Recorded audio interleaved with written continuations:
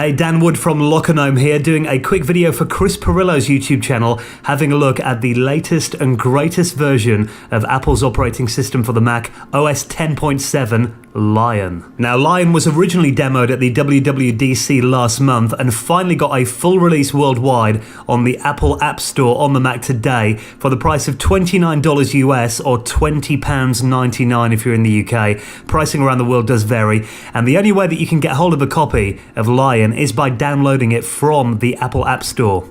Now, the first thing that you'll need to do before installing OS 10.7 is make sure that your Mac's compatible with it by going to the Apple menu and then About This Mac and making sure that you've got at least a Core 2 Duo processor.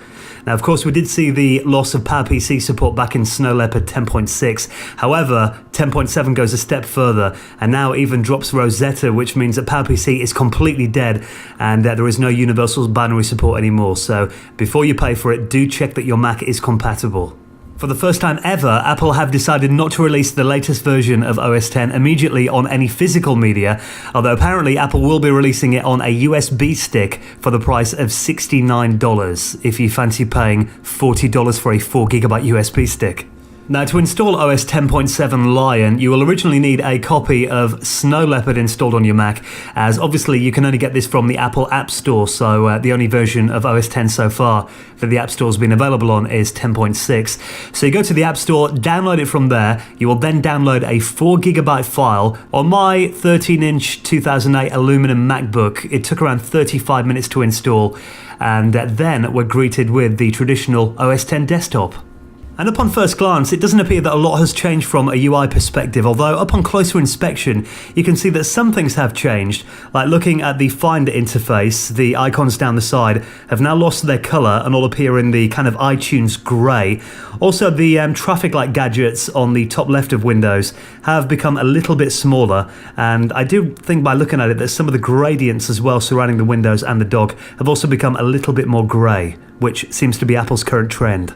Now, of course, the main thing that's got everybody talking about OS 10.7 Lion is the fact that Apple appear to be moving their iOS mobile platform closer to their desktop OS X with a further integration of more touch gestures in OS 10.7 Lion.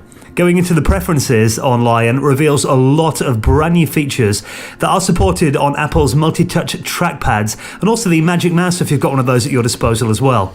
And they're also kind of accompanied by these really cool, very useful animations that show you exactly how to use all the new features in Lion. Now, further evidence of Apple bringing OS X and iOS closer together is the introduction of a brand new feature in Lion called Launchpad, which has really been one of the key features of the new operating system. And if you've ever used an iPad or an iPhone before, this will look very familiar. It's basically a function that you can access from the dock or by using one of the multi-touch gestures. And then it shows you a list of all your current applications installed on your system in this kind of like iOS screens interface, which can be moved between the different screens of applications by using multi-touch gestures on the trackpad or by using two fingers on the Magic Mouse. And I think this is especially useful for beginners who've never used a computer before. It really does give you a complete overview of everything that's installed in your system in a really easy to use, very simple to look at interface. And of course, another big feature that's been hyped in OS 10.7 Lion is the fact that applications can now run in full screen mode.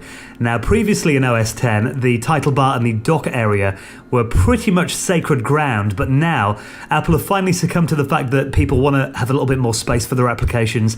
So for apps that are developed with OS 10.7 in mind, you'll often find this handy little gadget in the top right corner of your app, which you can click, and then it will give you the full screen real estate that the application can take full advantage of.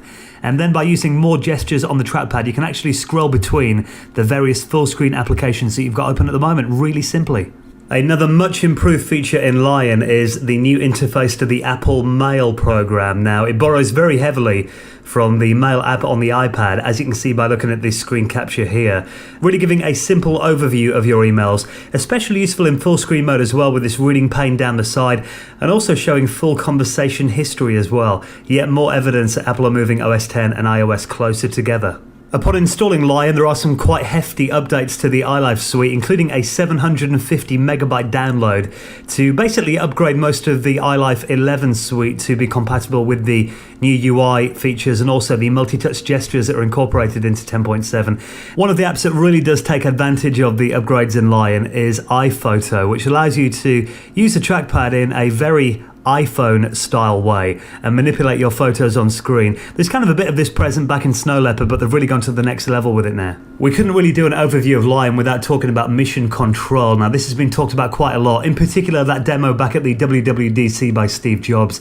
It kind of takes Expose to the next level by letting you click between the various full screen apps on your system with this really nice, simple to use interface. It can be accessed either by clicking a shortcut on the dock or by using one of the many multi-touch gestures that are present in OS 10.7. Now, as usual, Apple have really gone to town on the hype surrounding their new operating system, claiming that it features up to 250 new features in OS 10.7. Of course, many of these are under the surface fixes and stuff that the average user wouldn't really notice in day-to-day use. However, it is really worth going beyond the surface of Lion and getting under the skin to find out some features that weren't present in previous versions that you might find useful. For example, when playing around with Safari, I found that using 3 fingers on the trackpad and dragging right would actually do this really cool kind of scrolling between your previous page and the page that you're currently on. And there are many more features like this in Lion that really you'd only find by either going really in depth into the documentation or spending a good few days playing around with it yourself. So the big question, is upgrading to Lion worth it? Well, of course, the only place that you could do it from is if you currently use OS 10.6 Snow Leopard, as you'll need access to the App Store.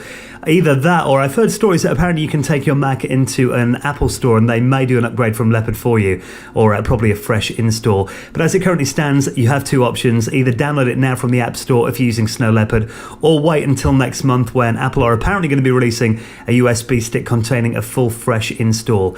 Now, there are some interesting new features, and for the price of only $29 or £20.99 in the UK, I can say this is pretty much a no-think upgrade. I mean, you'll think about the new features that you'll take advantage of probably every day, and in the upcoming months, new applications that will take advantage of the new systems that are present in Lion and not in the older versions.